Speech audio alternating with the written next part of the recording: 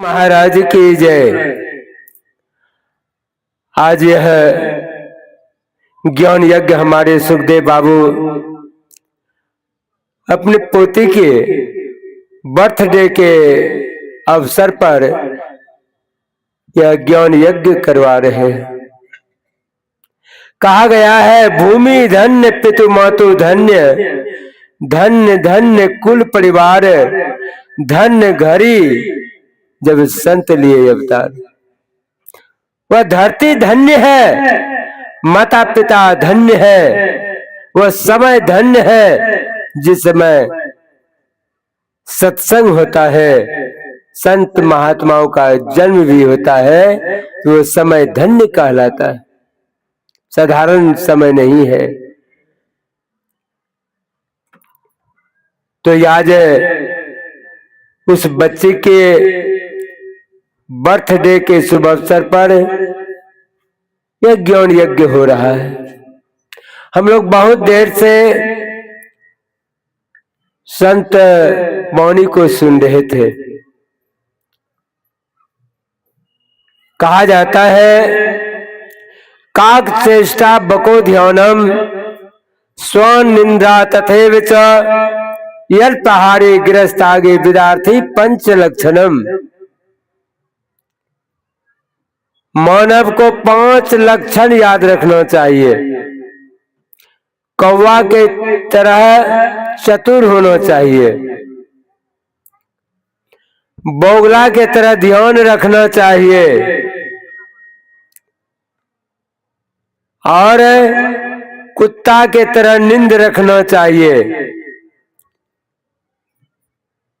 और साधु के तरह कम भोजन करना चाहिए। ये सब लक्षण रहना चाहिए। 8 लक्षण मानव को नहीं रखना चाहिए। कामम क्रोधम तथा लोभम स्वाद श्रृंगार कोतके अति निंदा अति सेवा विदार्थी अष्ट वर्जित। विदार्थी को 8 लक्षण नहीं रखना चाहिए। कामम क्रोधम तथा लोभम, काम क्रोध और लोभ, स्वाद श्रृंगार कोतके, अधिक स्वाद में विद्यार्थी को नहीं पढ़ना चाहिए। अधिक श्रृंगार पटार भी विद्यार्थी को नहीं करना चाहिए। नहीं तो ये अधिक खेल कूद में समय लगाना चाहिए। ये सब 8 लक्षण विद्यार्थी हो या मानव को नहीं रखना चाहिए। और शास्त्र में कहा है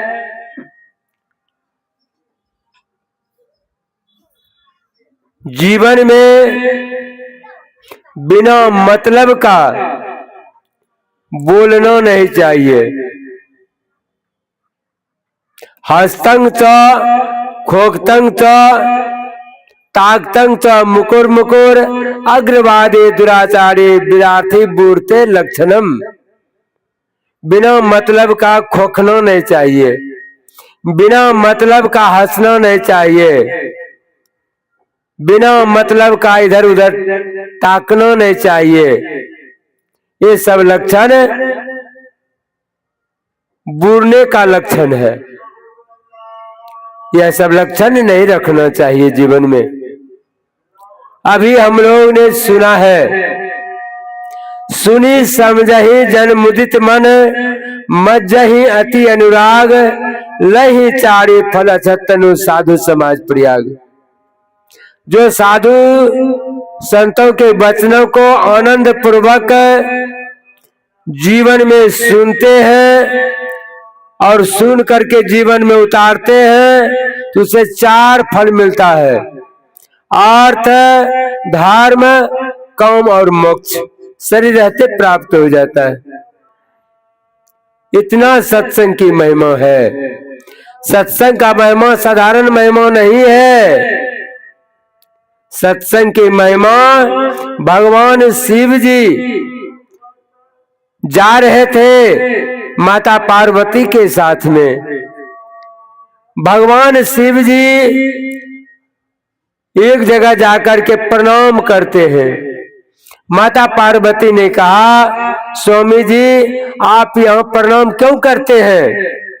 कहा कि देवी यहाँ पर सत्संग हुआ था, बहुत सा संत महात्माओं का चरण पड़ा है इस पृथ्वी पर, यहाँ की धरती धन्य हो गया है, इसलिए मैं इस धरती को प्रणाम करता हूँ। देखिए संत महात्माओं का चरण जहाँ पड़ता है वह धरती धन्य हो जाती है। कुछ दूर आगे जाने के बाद में भगवान शिव जी ने फिर प्रणाम किया। माता पार्वती कहती है कि स्वामी जी वहां तो संत महात्माओं का चरण पड़ा था तो वहां पर प्रणाम किए, यहाँ पर का यहाँ चरण पड़ने वाला है, इस धरती पर बहुत बड़ा यज्ञ होने वाला है, संत महात्माओं का चरण पड़ेगा, इसलिए धरती धन्य होगा, इसलिए मैं इस धरती को प्रणाम करता हूँ। जहाँ पर संत महात्माओं का चरण पड़ता है, सत्संग होता है, वह धरती साधारण नहीं रहती है, वह धरती धन्य हो जाती है। इसलिए आज हमारे सुखदेव बाबू के गृह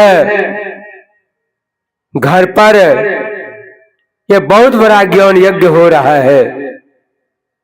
यह धरती धन्य है जो कि आज हम लोग यहाँ पर बैठ करके सत्संग सुन रहे हैं। साधारण यह धरती, एक महात्मा जी के एक शिष्य था, महात्मा जी ने कहा कि बाबा आपके पास अब हम नहीं रहेंगे, कि बहुत दिन से मैंने आपके पास रहा, कोई फायदा नहीं हुआ, कोई लाभ नजर में नहीं आ रहा है। बाबा ने कहा उस शिष्य से कि सुनो, कल भर तुम ठहर जाओ, उसके बाद चले जाना। कल हुआ, बाबा ने कहा कि फलाने मेस्तर के यहाँ एक रात में शुगर जन्म लिया है, उस बच्चा से जाकर के पूछो सत्संग का क्या महत्व है। महात्मा जी के शिष्य जाकर के उस शुगर के बच्चा से पूछता है कि अरे सत्संग का क्या महत्व होता है। सत्संग का नाम सुनते ही शुगर का बच्चा खत्म हो गया। वहां से भाग करके शिष्य आया, बाबा से सारी बात बताया। बाबा ने कहा ठीक है, कल भर और रुक जाओ तुम, कल एक किसान के यहाँ एक गाय ने बच्चा देगा, उस बच्चा से पूछ करके आना है कि सत्संग का क्या महत्व है। वह बच्चा के पास जाता है, उस बछरू से पूछता है कि सत्संग का क्या महत्व होता है। वह बछरू जो था सत्संग का नाम सुनते ही खत्म हो गया, मर गया। वहां से भाग करके आया गुरुजी के पास। गुरुजी से कहा कि गुरुजी मैं तो अपना जान बचा करके भागे हैं, अधिक किसान देखता तो मेरा